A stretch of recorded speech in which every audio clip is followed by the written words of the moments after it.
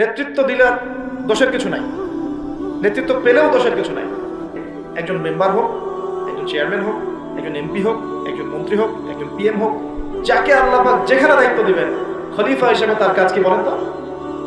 ফাহকুম বাইনান নাসি বিল হক, সত্য ন্যায়ের মানদণ্ডে মানুষের মাঝখানে বিচার ফয়সালা। কিন্তু ফাংশনটা কি?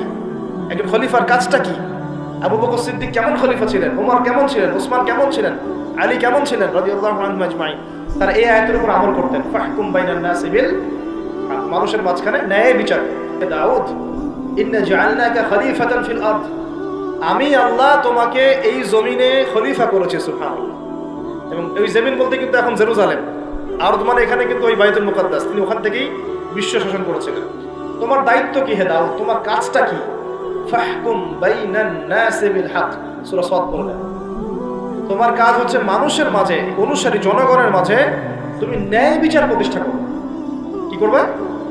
তার মানে একজন যে কেউ ন্যায় বিচার কথা বলা হয়েছে, ন্যায় বিচার। এখন ন্যায় বিচার কতটুকু কি হচ্ছে না হচ্ছে এটা আপনারা আমার চেয়ে ভালো জানেন, আমি এইসব নিয়ে কথা বলতে চাই না। কিন্তু আমাদের কাজ এতটুকুই, যাকে আল্লাহ পাক যেখানে দায়িত্ব দিবেন ন্যায় বিচার। আরো আল্লাহ বলছেন, আয়াতটা শেষ হয়নি, আরো সামনে একটু আছে। আল্লাহ পাক বলছেন ওয়ালা তাত্তাবিউল হাওয়া, ন্যায় বিচার করো এবং নিজের হাওয়া প্রবৃত্তির অনুসরণ করো। নিজের মন গড়া বিধানের অনুসরণ করো না, নিজের প্রবৃত্তির দাসত্ব করো না। যদি করো তাহলে কি হবে? ইউদিল্লাকা আন সাবিলিল্লাহ, তাহলে আল্লাহ পাকের এই সরল পথ থেকে ওই প্রবৃত্তির অনুসরণ তোমাকে বিচ্যুত করবে। কার কথা এগুলো? আল্লাহর কথা। ইন্নাল্লাযীনা ইউদিল্লুনা আন সাবিলিল্লাহ, পরের আয়াত, নিশ্চয়ই যারা আল্লাহ পাকের সরল পথ থেকে বিচ্যুত হয়ে গেছে, লাহুম আযাবুন শাদীদ, তাদের জন্য কঠিন শাস্তি আছে। আযাবুন শাদীদ মানে কঠিন শাস্তি আছে। বিমা নাসু ইয়াউমাল হিসাব, এই কারণে যে তারা হিসাবের দিনটা ভুলে গিয়েছে। এই দুইটা আয়াত আমি শোনাই দিলাম আপনাকে।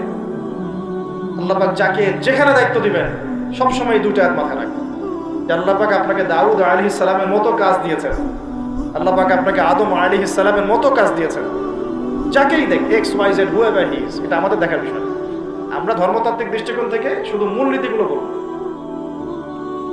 তাহলে এখানে খলিফার কাজ কি বুঝতে পারলাম? মানুষের মাঝে ন্যায় বিচার প্রতিষ্ঠা করা, প্রবৃত্তির দাসত্ব না করা। যদি করি তাহলে কঠিন শাস্তি অপেক্ষা করছে। এখন আসেন, আল্লাহ নবী সাল্লাল্লাহু আলাইহি ওয়াসাল্লাম কি এই আয়াতের উপর আমল করে যান নাই? গিয়েছেন না যান নাই? তার জীবদ্দশায়, তার 23 বছরের এই নববী জীবনে কেউ কখনো জুলুমের শিকার হয়েছিল? বলেন তো, কেউ বলতে পারবে বুকে হাত দিয়ে যে একজন মানুষ জুলুমের শিকার হয়েছে? তার রেখে যাওয়া ইসলামের এই প্ল্যাটফর্মের উপরে আবু বকর সিদ্দিক শাসন চালিয়েছেন 2.5 বছরের মতো। আবু বকর সিদ্দিকের সময় কি কেউ জুলুমের শিকার হয়েছিল? তিনি কি এই আয়াতগুলোর উপর আমল করেছিলেন না করেন নাই? তাহলে তিনি একজন সফল খলিফা ছিলেন। আমরা খলিফা এবং খেলাফা দুটার ব্যাখ্যা বুঝতে পারলাম। যে খলিফা আল্লাহ পাকের বিধান মেনে বিচার ফয়সালা করে, ওই শাসন ব্যবস্থাটাকেই বলা হয় খিলাফা। এটা নতুন কোনো মৌলবাদী শব্দ নয়, আমরা ভুল বুঝি, আমাদেরকে ভুল বোঝানো হয়। একজন খলিফা যে আল্লাহ পাকের বিধান অনুযায়ী বিচার ফয়সালা করে, তার ওই শাসন ব্যবস্থাটাকে বলা হয় খিলাফা, যেটা আসবে সামনে ঈসা আলাইহিস সালামের হাতে। এখন আপনি সর্বোচ্চ পর্যায়ে যান বিশ্বের, ইউনাইটেড নেশনস, এখানে খিলাফা কায়েম আছে?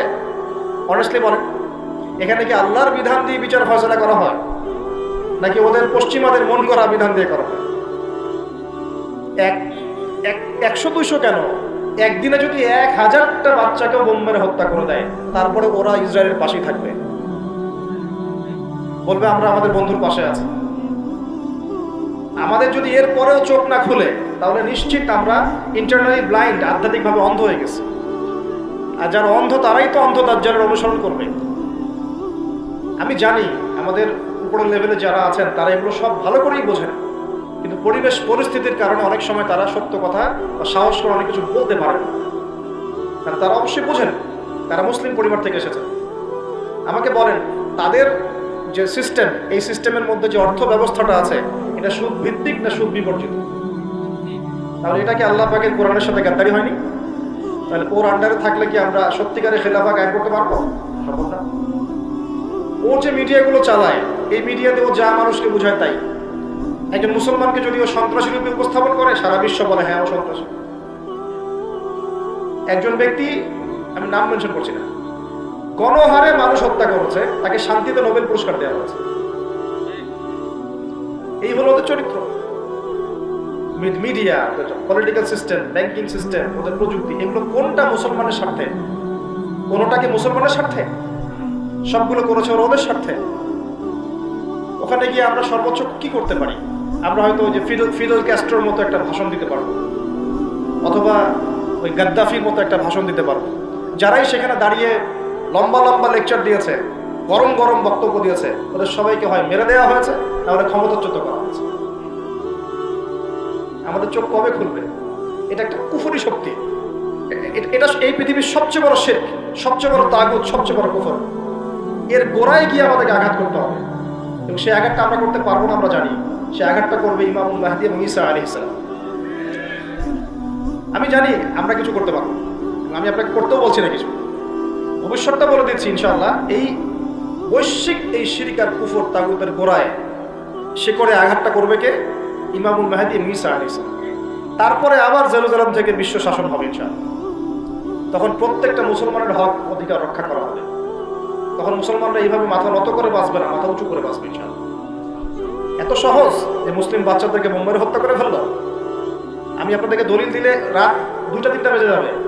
একজন সাহাবীর হত্যার প্রতিশোধ নেওয়ার জন্য নবী সাল্লাল্লাহু আলাইহি ওয়াসাল্লাম 30,000 সৈন্যবাহিনী রেডি করে রোমানদের বিরুদ্ধে যুদ্ধ করতে পারেন। কজন সাহাবী? আবার একজন দিনী বোন, মুসলিম রমণী মহিলা সাহাবীর ইজ্জতের বিনিময়ে পুরা বনু কুরাইজার সাথে নবী যুদ্ধ করেছেন। নবী একজন রাষ্ট্রদূত পাঠিয়েছিলেন, খ্রিস্টানরা ওই রাষ্ট্রদূতকে হত্যা করেছিল। ওই একজন সাহাবীকে হত্যার প্রতিশোধ নেওয়ার জন্য আল্লাহ নবী সাল্লাল্লাহু আলাইহি ওয়াসাল্লাম মুতার যুদ্ধে চলে গিয়েছে। কি মনে করেছে মুসলমানদেরকে ওরা যা ইচ্ছা তাই করবে? যখনই মুসলিমরা ইসলামের পক্ষে কথা বলার চেষ্টা করে অথবা শক্ত অবস্থান দেখানোর চেষ্টা করে, ওরা কয়েকটা অস্ত্র প্রয়োগ করে, স্যাংশন দিয়ে দিব, তারপরে কি করব, টাকার মান কমিয়ে দিব, ভিসা বাতিল করে দিব, অনেক সমস্যা। ওদের কাছে এরকম 70 থেকে 72টা অস্ত্র থাকে, একটা একটা করে প্রয়োগ করে। স্যাংশন একটা অস্ত্র, ভিসা একটা অস্ত্র, টাকার মান ইনফ্লেশন হবে এটা একটা অস্ত্র, ঋণ দেওয়া বন্ধ করে দেবো একটা অস্ত্র, IMF এর লোন দিব না একটা অস্ত্র। এরকম অস্ত্র শেষ নাই। এগুলো আপনারা সবাই বুঝবেন না, পলিটিশিয়ানরা বুঝবেন। এই শক্তিটা, এই পুরো পশ্চিমাদের এই পুরো শক্তিটা, আমি বলছি না তাদের মধ্যে ভালো মানুষ না, এটা বলছি না। এটা যারা নিয়ন্ত্রণ করে তাদের নাম জায়নিস্ট। তারা কারা? এই জায়নিস্টরা কখনোই মুসলমানদের স্বার্থে কাজ করবে না। কশ্চিনকালেও তারা এই মুসলিম বাচ্চাদের রক্তের বদলা নিবে না। কশ্চিনকালেও তারা আমাদের এই ভাই বোনদের জীবনের মূল্য দিতে পারবে না। তারা আমাদের পক্ষে অবস্থান নিবে না। হাজার হাজার মুসলিমকে মেরে ফেলার পরেও তারা ওদেরই পক্ষে অবস্থান নিবে। এমনকি যেগুলো নিয়ে কথা পর্যন্ত বলবে তাকেও গুপ্ত হত্যা করে হত্যা করতে পারে। দ্য সিক্রেটস অফ জায়নিজম বইটা পড়ে দেখেন, হেনরি ফোর্ডের লেখা। উনি নিজেও ওদের একজন ছিলেন, বের হয়ে এসেছেন, পরে সৎপথে এসে বইটা লিখেছেন। বইটা পড়ে দেখেন, পড়াশোনা করেন। আমাদেরকে চোখ কান খোলা রেখে চলতে হবে। আমি এই মূল জায়গা থেকে আস্তে আস্তে শেষের দিকে আসতেছি, একটু মনোযোগ ধরে রাখেন। এটা হলো খেলাফা এবং খলিফার ফাংশন। এখন আবু বকর সিদ্দিককে এটা আমল করে দেখেন নাই? উমর ইবনুল খাত্তাব, তার 10 বছরের শাসন, কত বছর? এই 10 বছরে আপনি একজন মানুষ দেখান যে অনাহারে মারা গেছে, দারিদ্র সীমা নিচে ছিল, বা ওই 10 বছরে একজন মুসলিম বোনের ইজ্জত হানি করা হয়েছে, একটা বাচ্চাকে হত্যা করতে পেরেছে, বা একজন মুসলিম ভাইকে অন্যায়ভাবে হত্যা করেছে, বা শুধু মুসলমানদের উপরে গরম গরম কথা পর্যন্ত বলেছে, একটা দলিল খালি দেখা 10 বছর আপনি দেখাতে পারবেন। বরং মানুষ চাকরি ছেড়ে দিচ্ছে এসে, ইয়া আমিরুল মুমিনিন, আমার কোর্টে তো মামলাই আসে না, আমাকে অযথা বেতন দেন কেন? এই যে বর্তমান রাষ্ট্র ব্যবস্থার কাঠামো, এটা ওমর রাদিয়াল্লাহু আনহু দিয়েছেন। তার জীবনী পড়ে দেখেন, ইতিহাসগুলো পড়ে দেখেন। এখন এই 10 বছর যদি এভাবে চালানো যায়, তাহলে আমরা কেন এখন দুর্বল হচ্ছি? আরো সামনে যান, ওই 10 বছরে ওমর রাদিয়াল্লাহু আনহু এই বাইতুল মুকাদ্দাসও জয় করেছিলেন, মনে আছে? উটের পিঠে তিনি একবার চড়েছেন, তারপর ভিত্তকে উঠিয়েছেন। ওটা নিয়ে কাজী নজরুল ইসলাম কবিতা লিখেছিলেন। এগুলো তো এখন নাই কবিতাটা। এটা তো আমিরুল মুমিনিন কবিতা ছিল না একটা আগে, ওটা তো এখন আপনারা পড়তে পারেন না। কেন পড়তে পারেন না এটা আপনারা বুঝবেন। কেন পড়া যাচ্ছে না, কি সমস্যা হচ্ছে, পড়লে কি হবে, কোথায় নিয়ে যাচ্ছি আমরা বাচ্চাদেরকে, এখন কোন দিকে নিয়ে যাচ্ছি বাচ্চাদেরকে আমরা? আসলে ইসলামী শিক্ষা ছাড়া আপনি যত শিক্ষায় শিক্ষিত করেন না কেন, পরকালে আপনি পস্তাবেন, আমরা পস্তাবো না। পরকালে আপনি পস্তাবেন যে আমি আমার সন্তানকে কেন এই শিক্ষা দিয়ে আসলাম না। হয়তো আজকে রব্বির হামহুমা কামা রাব্বায়ানি সগীরা বলতে পারতো, এখন তো সেটাও পারছে না। উসমান রাদিয়াল্লাহু আনহু খেলাফতের পর আরো 12 বছর, কত বছর? একটা ঘটনা দেখেন আমাকে, মুসলিমদের অধঃপতনের বা মুসলমানদেরকে অপদস্থ করেছে একটা ঘটনা। এরপর আলী ইবনে আবি তালেবের আরো প্রায় 1.5-2 বছর, ওই সময় দেখেন। আমি বলেছিলাম 1200 বছর প্রায়। তারপর উমাইয়ারা শাসন করেছে প্রায় 97 বছর। কত বছর?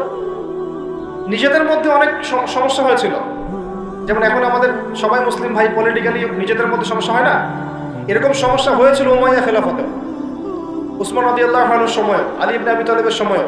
কিন্তু কখনো বাইরের শত্রুদের কাছে আমরা পরাজিত হই নাই। মানে আমার ঘরে কি সমস্যা আছে, আমি সেটা ঘরে বুঝবো। ভাইয়ের সাথে ভাইয়ের সমস্যা হচ্ছে, ওকে ঠিক আছে, হাতাহাতি হয়েছে, মারামারি হয়েছে, অস্ত্র নিয়ে মুখোমুখি হয়েছি, এটা আমার ঘরের সমস্যা। কিন্তু বহির্বিশ্বে মুসলমানদের উপর চোখ রাঙিয়ে কথা বলেছে এমন একটা জাতি খুঁজে পাওয়া যায়। 97 বছর উমাইয়ারা করেছে। তারপরে আব্বাসীয়রা এসেছে, আব্বাসীয়রা এসে প্রায় 550 বছর চালিয়েছে। কত বছর? এর পর আসছে মামলুক, তারপরে ফাতেমিরা, ওইদিকে কর্ডোভাতে ছিল ইসলামিক খেলাফত, ওই আন্দালুসিয়ায়, এখনকার স্পেন, ইতালি, এগুলো সব আমাদের ছিল। তারপরে সালাহউদ্দিন আইয়ুবী রাহিমাহুল্লাহ আইয়ুবী শাসন এসেছে, তারপরে জেঙ্গিদের শাসন এসেছে, মুঘলদেরটা জানেন আপনারা, আফগানদেরটা জানেন, এমনকি হিন্দুস্তান পর্যন্ত দেখেন নাই, এটা পুরো আমাদের আওতাভুক্ত ছিল এক সময়, ইংরেজরা আসার আগ পর্যন্ত। এভাবে বিশ্ব এগিয়ে গেছে ইসলামের হাত ধরে।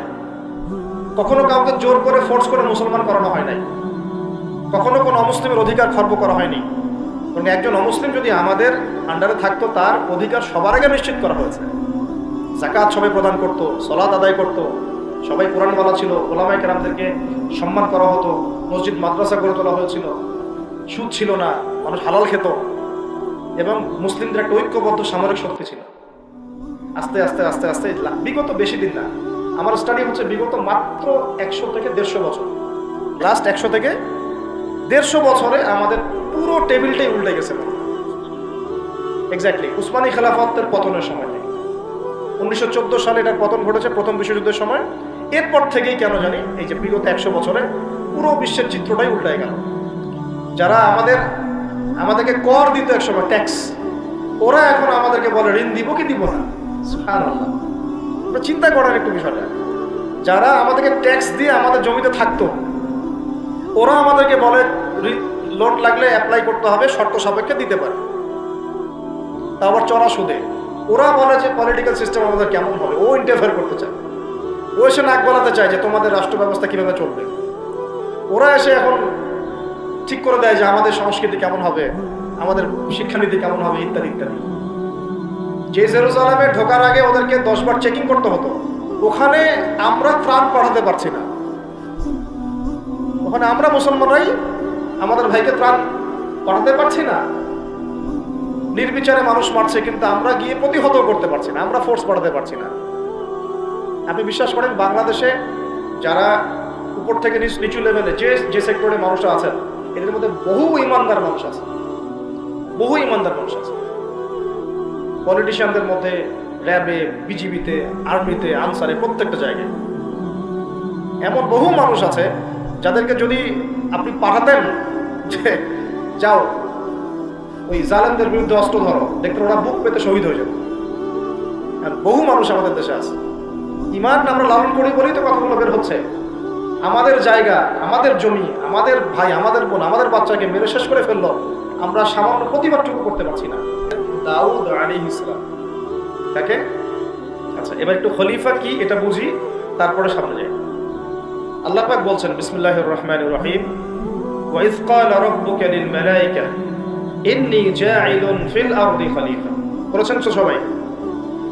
সমস্যা হচ্ছে আমরা সবাই কোরআন তো পড়ি, কিন্তু হয়তো বুঝি না, বা এর উপযুক্ত ব্যাখ্যা আমাদের সামনে হয়তো পেশ করা হয় না, কারণ আমরা তো বেশিরভাগ সময় একে অপরের গোশত খাওয়া নিয়ে ব্যস্ত আছি আর কি, তাই না?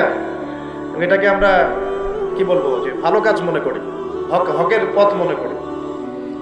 বস্তুত এটাই শেষ জামানা, যখন সাদাকে কালো মনে হবে, কালোকে সাদা মনে হবে, হককে বাতিল মনে হবে, বাতিলকে হক মনে হবে, যেটা ন্যায় ওটাকে অন্যায় মনে হবে, যেটা অন্যায় সেটাকে